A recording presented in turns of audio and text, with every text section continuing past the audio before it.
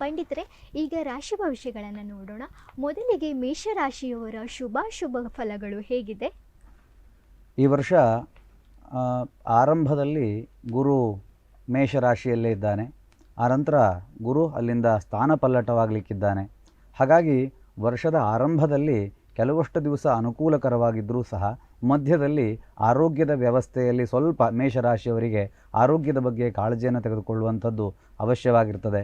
ಕಟ್ಟಡದ ಕಾರ್ಯವನ್ನು ಮಾಡ್ತಕ್ಕಂಥವರಿಗೆ, ಕಟ್ಟಡ ನಿರ್ಮಾಣ ಮಾಡ್ತಕ್ಕಂಥವರಿಗೆ ಆ ವ್ಯವಸ್ಥೆಯಲ್ಲಿ ಸ್ವಲ್ಪ ನಷ್ಟ ಆಗುವಂತಹ ಲಕ್ಷಣಗಳಿದೆ.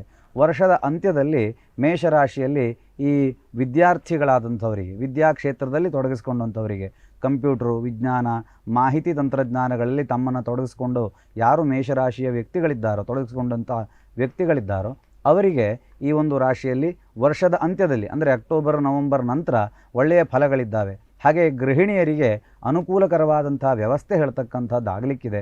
ಮನೆಯಲ್ಲಿ ಮಂಗಲದ ಕಾರ್ಯಗಳು ನಿಶ್ಚಯವಾಗಿ ನಡೆಯುವಂಥ ಒಂದು ಯೋಗ ಫಲಗಳು ಇವತ್ತಿನ ದಿವಸ ನಮಗೆ ಕಾಣಬಹುದು. ಹಾಗೆ ಈ ವರ್ಷ ಮೇಷರಾಶಿಯವರಿಗೆ ಮಿಶ್ರ ಫಲವನ್ನು ಹೇಳ್ಬೋದು. ವರ್ಷದ ಆರಂಭದಲ್ಲಿ ಕೆಲವಷ್ಟು ದಿವಸ ತಡೆಯಾದರೂ ಸಹ ವರ್ಷದ ಅಂತ್ಯದಲ್ಲಿ ಅಕ್ಟೋಬರ್, ನವಂಬರ್ ನಂತರ ಡಿಸೆಂಬರ್ ಕಾಲದವರೆಗೆ ಅವರಿಗೆ ಅನುಕೂಲ ಹೇಳ್ತಕ್ಕಂಥದ್ದಾಗ್ತದೆ. ಆ ನಂತರ ಇವರು ವಿಶೇಷವಾಗಿ ದತ್ತಾತ್ರೇಯನ ಆರಾಧನೆಯನ್ನು, ಗುರು ಆರಾಧನೆಯನ್ನು, ಹಾಗೆ ಗುರುಗಳ ಪಾದಪೂಜೆ ಇತ್ಯಾದಿಗಳನ್ನು ಮಾಡಿಕೊಂಡಲ್ಲಿ ಇನ್ನೂ ವಿಶೇಷವಾದಂಥ ಫಲವನ್ನು ಅವರ ಜೀವನದಲ್ಲಿ ಈ ವರ್ಷ ಅವರು ಅನುಭವಿಸಲಿಕ್ಕೆ ಸಾಧ್ಯವಾಗ್ತದೆ.